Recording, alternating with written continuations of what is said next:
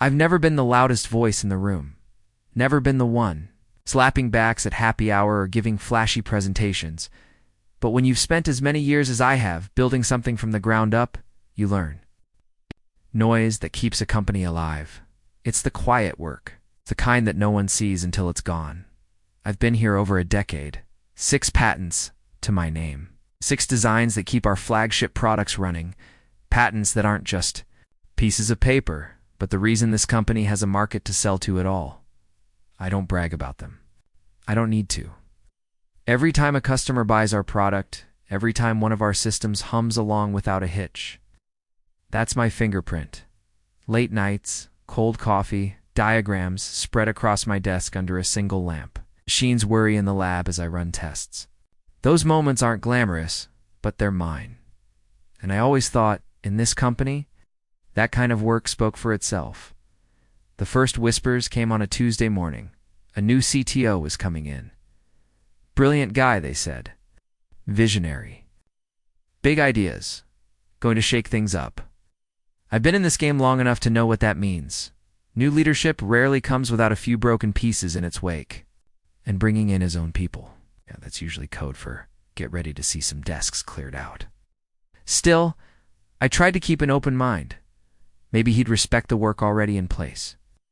Maybe he'd see the value in what we'd built here. Then the elevator doors opened. He stepped out like he owned the air in the room, tall, confident, expensive suit. And right beside him, a young woman carrying a leather briefcase that probably cost more than my first car. His daughter, I found out later, fresh out of an Ivy League program. No industry experience, but already slotted into a strategic operations role that put her just under the executive tier. People swarmed them immediately. Handshakes, compliments, those little fake laughs people save for when they're trying to make an impression. I stayed at my desk, watching from a distance, coffee in hand. And I couldn't help but wonder, was she here to learn? Was she here because of who her father was? Our first meeting was supposed to be a collaboration session.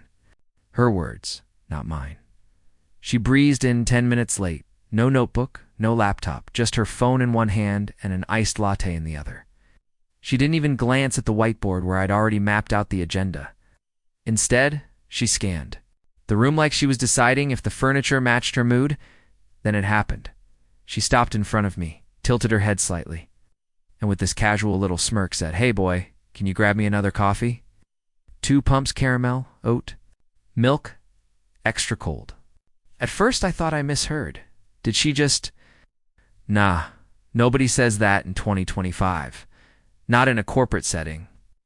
Not to someone who's been here longer than she's been alive, but the way she was already looking past me, expecting me to move. I heard her just fine. I didn't say anything. Not then. I just raised one eyebrow, couldn't help it, and made a note in my head. Note I knew I'd revisit later. At first I told myself it was just a bad first impression. People have off days. Maybe she was nervous. Maybe she didn't mean it, but it didn't stop. Every other interaction, she'd slip in something. "Hey, can you set up the projector for me? I'm not techie." Or, "Could you run down to the cafe and grab me a salad?" And my personal favorite, when I was explaining a complex materials process, she interrupted with, "Whoa, slow down. Explain this like I'm 5. Not curious, not humble, just dismissive." The kicker. During team meetings, she'd present her new ideas, big hand gestures, confident tone, but as I listened, all I heard were my own patents. Slightly reworded, lightly rebranded, but unmistakably mine.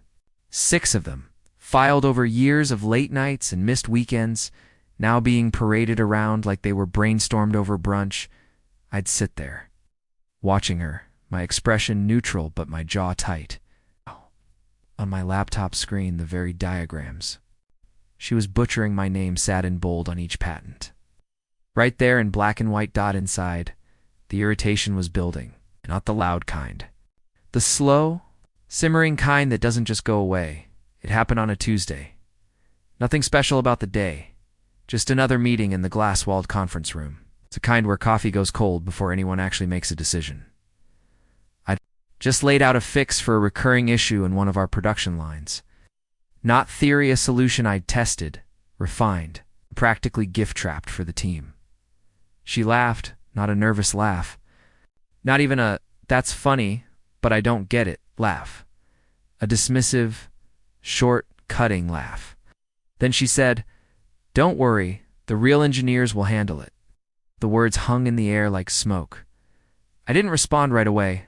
I just looked at her. Then I looked around the table.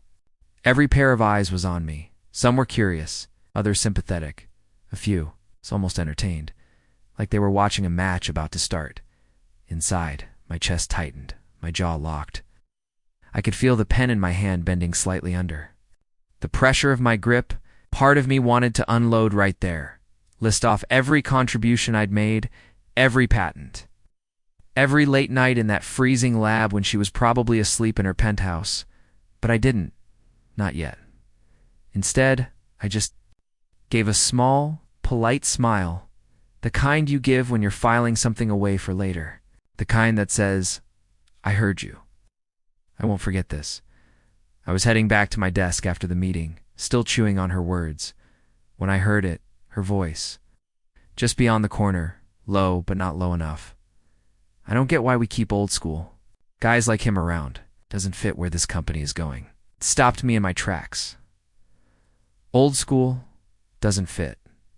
I leaned against the wall, not to eavesdrop, that implies curiosity. This wasn't curiosity. This was confirmation.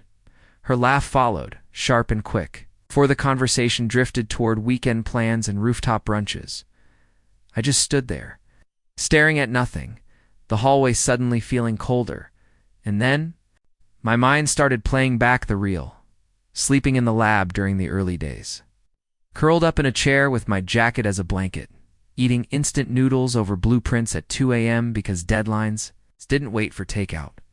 Missing holidays because the equipment wouldn't run without someone there to coax it back to life. Every late night, every early morning, every small victory that built the foundation she now stood on, dismissed in a sentence. Cut to now, her designer heels clicking against the polished floor. Stepping over thresholds I'd helped create, into meetings where she got to speak for work I'd already done. I didn't confront her. Not right away. Instead, I started collecting. Project records, signed patent documents, emails where she'd ask for clarification. Which was corporate speak for "tell me exactly how to do this so I can present it as my idea." Each file I pulled felt like another round in a chamber, neat, quiet, legal, at night. My desk glowed under the soft yellow of a single lamp. Papers spread out like a map of every battle I'd fought for this company. USB drives lined up, one by one, sliding into my pocket like chess pieces waiting for the right move.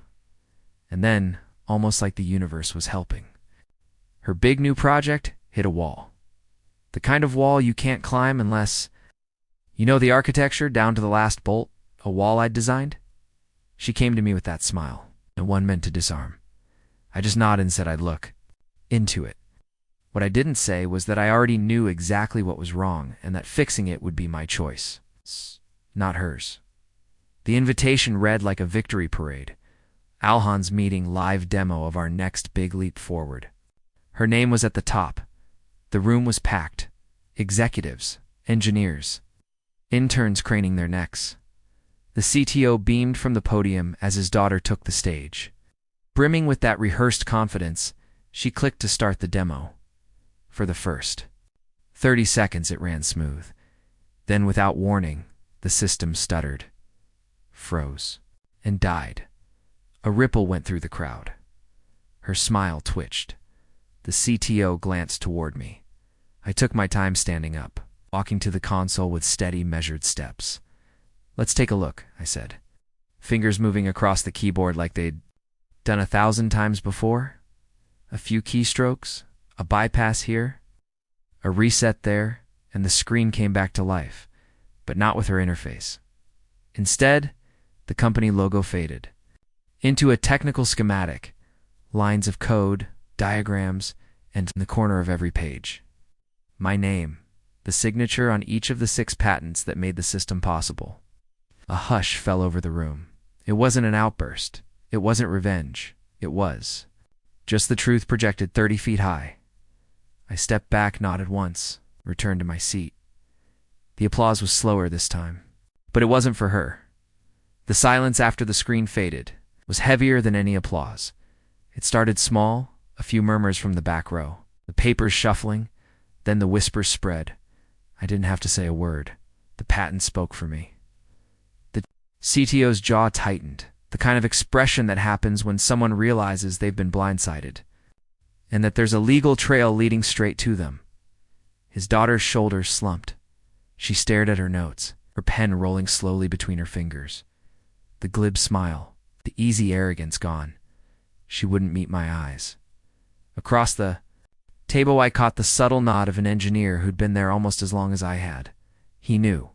They all did. I leaned back in my chair, letting the hum of the whispers wash over me. No anger now, no need for it. This wasn't about proving I was right anymore. It was about watching the truth settle into the room and change everything. Weeks later, the decision felt easy. The competitor's offer wasn't just generous. It came with respect. A team that understood the weight of what I'd built, and a signing bonus big enough to make even the CTO's board sweat. I didn't gloat. I didn't need to dot my patents. My life's work were going somewhere they'd be valued, not paraded. As I stepped out of the building for the last time, the box in my hands felt almost weightless. A couple of framed photos, my old mug, and the same worn notebook I'd carried since day one. The rest, the politics. The arrogance, the quiet disrespect stayed behind. The sunlight hit my face as the glass doors closed behind me. For the first time in years, I wasn't thinking about deadlines or damage control. I was thinking about possibility.